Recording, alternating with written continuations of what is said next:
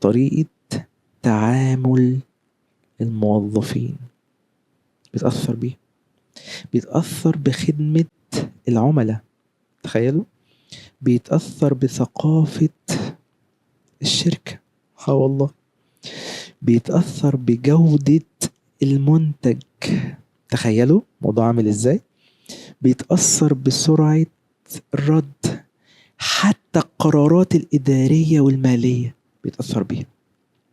القرارات الإدارية والمالية، يعني ممكن تعمل هوية بصرية عظيمة بس تجربة العميل تكون سيئة، فالبراند يقع ما يقومش. وده الفرق بين شركة شكلها حلو وشركة عندها براند حقيقي.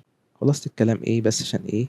عشان خاطر نجيب الزتونة بقى، زتونة الموضوع. البراند هو مش لوجو وخلاص ولا ألوان حتى، البراند هو إحساس داخلي بيوصل للناس في النهاية، الفيلينج نفسه ده البراند، هو النتيجة النهائية لكل تفصيلة بتقدمها الشركة. وكل ما العناصر دي اشتغلت بتناغم كويس، كل ما البراند بقى أقوى وأوضح وأصعب في النسيان.